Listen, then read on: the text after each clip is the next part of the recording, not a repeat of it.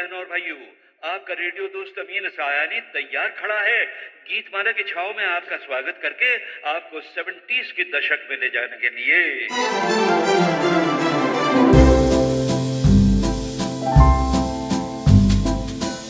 लहजा की जैसे सुबह की खुशबू अजान दे, जी चाहता है मैं तेरी आवाज चूम लूं।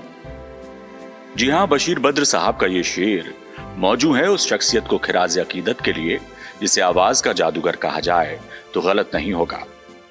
जी हां, जिक्र अमीन सयानी का, जो फानी दुनिया को अलविदा कहकर जन्नत की सिमत कूच कर गए हैं। कई दशकों तक ये आवाज कानों से उतरकर लोगों के दिल में समाई रही। लहजा मानो लफ्ज बावजू होकर निकले हों और अंदाजे बयां ऐसा कि फरिश्ते रश्क करें।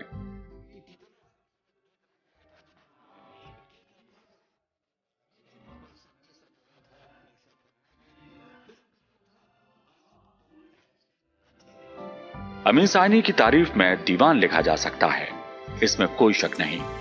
बहरहाल उनके चले जाने का गम उनके चाहने वालों को हमेशा सालता रहेगा। उनकी शख्सियत से जुड़ी बातों का जिक्र करें तो अमीन सयानी ने 1952 से 1994 तक रेडियो शो गीतमाला को होस्ट किया। अमीन सयानी की वजह से इस रेडियो शो को देश भर में लोकप्रियता मिली। बताते चलें कि उन्होंने अपने करियर की शुरुआत इंग्लिश ब्रॉडकास्टर के तौर पर की थी। 21 दिसंबर 1932 को मुंबई में जन्मे अमीन मल्टीलिंगुअल फैमिली से ताल्लुक रखते थे। सयानी ने रेडियो प्रेजेंटर के तौर पर अपने करियर की शुरुआत ऑल इंडिया रेडियो मुंबई से की थी। उनके भाई हामिद सयानी ने उन्हें यहां इंट्रोड्यूस कराया था। 10 साल तक वे इंग्लिश प्रोग्राम्स का हिस्सा रहे। आजादी के बाद उन्होंने हिंदी की ओर रुख किया।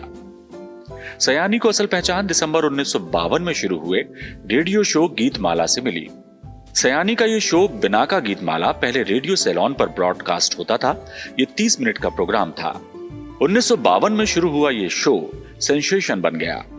बिनाका गीतमाला से यह सिबाका गीतमाला हुआ और हिट परेड नाम से भी ब्रॉडकास्ट हुआ, लेकिन कभी भी इसकी लोकप्रियता कम नहीं हुई।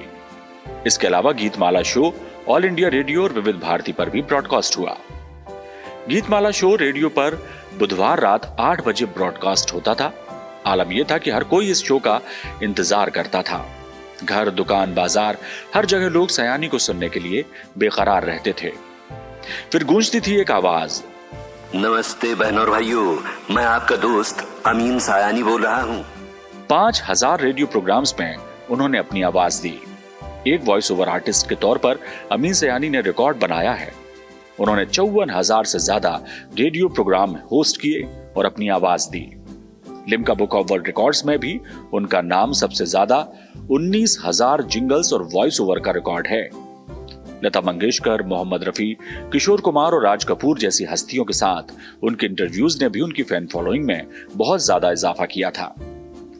कहा जा सकता है कि आवाज की दुनिया में आज जितने लोग काम कर रहे हैं या अपना नाम कमाना चाहते हैं, उनके प्रेरणा स्रोत अमीन सयानी ही रहे हैं। अफसोस कि देश को अपनी आवाज का दीवाना बनाने वाला आज नहीं रहा। मुंबई के हॉस्पिटल में 91 वर्ष की आयु में उन्होंने आखिरी सांस ली और इस नश्वर संसार को अलविदा कह गए। लेकिन जब भी जिक्र आवाज की दुनिया के दोस्तों का आएगा, अमीन सयानी जरूर याद आएगा।